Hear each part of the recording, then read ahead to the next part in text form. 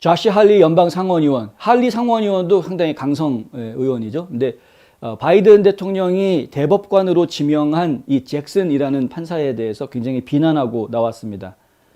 케탄지 브라운 잭슨 이 판사는 지명자는 성범죄자에 너무나 관대하다 이런 이제 주장을 하고 나온 것인데요. 지금 할리 의원이 상원의 법사위원회 소속이기 때문에 이 대법원 인준하고 직접적인 연관이 있어서 이런 이야기들을 이제 하게 되는 겁니다. 이 잭슨 판사가 정책 위반자이자 판사로서의 기록을 보면 성범죄자들을 풀어주는 어떤 패턴이 있는 것 같다 이런 주장을 하고 있는 겁니다. 아동 포르노 범죄자들에 대한 형량을 줄이고 성범죄자들이 대중이 접근할 수 있는 등기소에 강제로 명부에 올려야 하는지 이의를 제기했다. 아동 성범죄자들 형을 줄여줬다. 그 실제 예가 있는데요. 어떤 예가 있냐면은 이게 이제 대표적인 사건이 시얼스 미 연방정부 대 시얼스 소송건이었다고 합니다. 당시 피고는 100개가 넘는 아동 포르노 동영상을 보유하고 있다는 혐의를 받고 있었고 미성년자인 자신의 딸의 외설적인 사진을 밖에다가 막 유출을 돌렸던 이런 혐의를 받았습니다. 그래서 그것이 유죄 판결을 받았습니다. 양형 가이드라인에 따르면 97개월에서 121개월의 형량을 요구하는 그런 혐의입니다. 이 혐의가 본인의 딸을 딸 미성년자인데 그 지금 외설스러운 사진을 해가지고 그거를 이게 인간이 할 짓입니까? 근데 이런 짓을 해놨는데 그나마 지금 미국의 양형 기준이 97개월에서 121개월, 그러니까 맥시멈 10년 감옥에 집어넣을 수 있는 거라 이거죠. 그런데 이 사람한테 어떻게 했냐면은 71개월, 그러니까 최소 97개월에서 121개월인데 97개월보다도 한참 느린 그냥 71개월만 한 겁니다. 6년이 채 안 되는 형량을 선고를 했다. 또 다른 사건이 있는데요. 연방정부 대 최진이라는 사건이 있습니다. 이 소송전에서는 피고는 50여 건의 아동 포르노 파일을 소유하고 있었다고 하는데 원래 가이드라인에 따르면은 78개월에서 97개월 사이에 형을 받을 수 있게 그런 이제 범죄였다고 합니다. 그런데 28개월밖에 안 줬다는 거죠. 징역형. 78개월에서 97개월 줘야 되는데 28개월밖에 안 줬다. 이런 부분들, 그러니까 이미 전적이 있다 이거죠. 거기에다가 지금 그 성범죄자들은 기본적으로 뭐 발목에다가 이렇게 발찌도 해야 되고 그리고 연방정부에다가 당연히 기록을 남겨야 됩니다. 본인이 어디에 살고 있는지 주거지를 표시를 하게 되어 있습니다. 그리고 살고 있는 카운티에 등록을 해야 됩니다. 내가 지금 성범죄자로 판결을 받아서 지금 뭐 풀려났다거나 가석방을 받았다거나 무슨 그래서 내가 지금 어디에 살고 있다 이런 것들 갖다가 기록을 넘겨야 됩니다.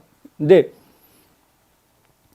그거에 대해서도 지금 이 잭슨 판사는 그걸 왜 해야 되느냐라고 지금 반대하고 있는. 본인이 학교 다닐 때부터 그것에 대해서 반대를 했었다라는 이야기가 좀 나와 있습니다. 이제 할리 의원이 지적하고 있는 부분이고요. 양형위원회에 이 잭슨 판사가 소속이 되어져 있었는데 이 양형위원회에서는 당시 아동 포르노 범죄자를 소아 성애자로 실수로 잘못 추적했다라는 말을 잭슨이 했다는 거죠. 그러니까 소아 성애자하고 아동 포르노 성범죄자하고는 이거는 다른다. 이거 구분해서 해야 된다. 뭐 이런 식으로 지금 이야기를 하면서 상대적으로 성범죄자들한테 특히 아동 성범죄자들한테 솜방망이 처벌을 하는 이런 일을 했었다. 양형위원회는 연방법원의 양형 관행을 정하는 초당적인 기구라고 하는데요. 척 그레슬리 상원의원은 의원들이 청문록이나 지침서의 분량 등 오픈소스 자료를 제공받았지만 이메일이나 메모 등 내부 문서는 받지 못했다고 밝혔다고 합니다.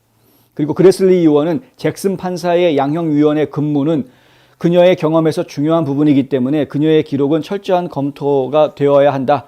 이 요구는 위원회의 통상적인 관리에 부합한다.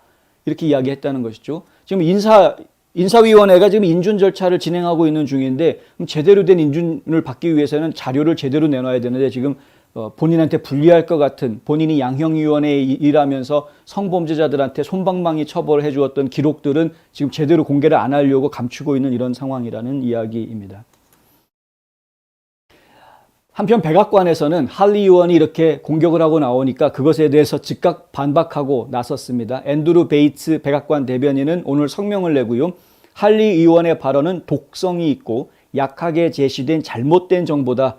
그녀의 기록에서 선별된 요소들을 문맥에서 제외시키는 데 의존하며 그것은 가장 가벼운 정밀 조사 아래 채워진다. 이런 말을 했습니다. 무슨 얘기냐면 이제 체리픽이라고 그래가지고 실제로는 케이크 이만한 덩어리가 있는데 그 위에 있는 체리 하나만 덜렁 끄집어내가지고 그게 마치 전체 케이크를 다 대변하는 것인 것처럼 이야기하고 있다. 뭐 이런 지금 할리 의원이 지목하고 있는 부분은 잭슨 의원의 전체 역량에 비하면 아주 극소 일부분에 불과하다. 이런 주장을 지금 하고 있는 겁니다. 데일리 메일에서는 잭슨의 지명 과정이 2022년 막대한 예산을 가진 현금이 풍부한 조직, 디맨드 저스티스라는 이 조직 같이 좌익 사법운동 비영리 단체가 주도해 온 것이라고 보도했습니다. 데일리 메일 보도 내용은 악시오스에서 조사한 자료에 기초하고 있는데 악시오스 조사 자료를 보면 이렇습니다. 디맨드 저스티스 이사 중에 한 명이 더 네이션이라는 언론사의 대법원 특파원인 엘리 미스탈 기자입니다. 엘리 미스탈 기자가 최근 더 뷰라는 프로그램에서 헌법을 쓰레기 같은 것이라고 비난했다가 비판을 받은 그런 인물입니다. 기자가 할 말은 아니죠. 헌법을 쓰레기 같다.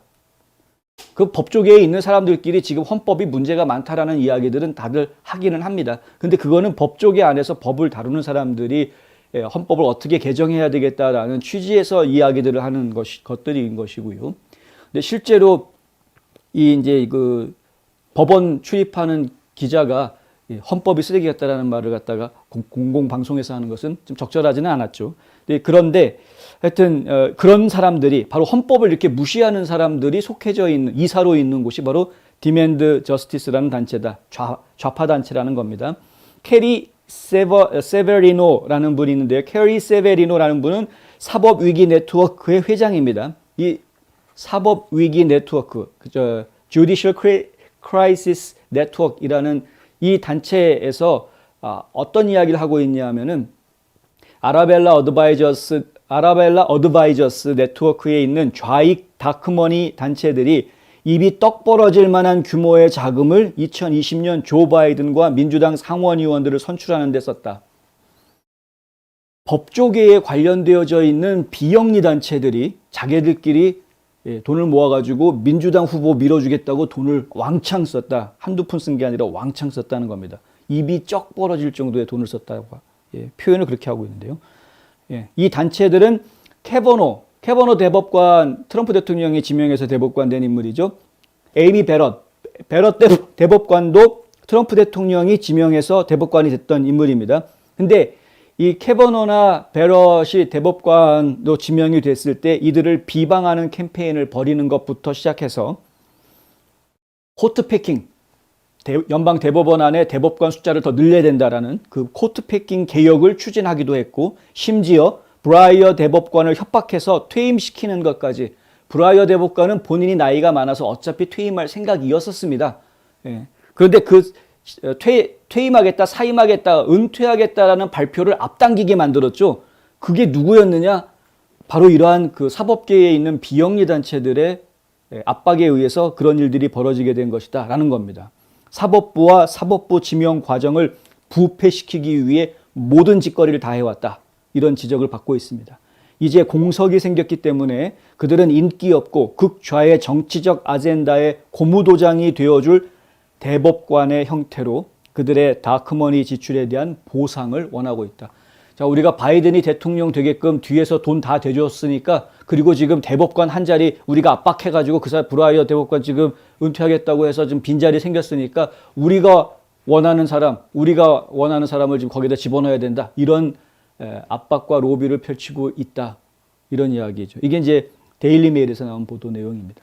그러니까 사법계도 지금 미국의 사법계도 굉장히 썩어가고 있다. 이런 미국의 사법계가 썩어가고 있는데 일조하고 있는 이 썩어 빠진 단체들이 바로 이 비영리 단체들이다.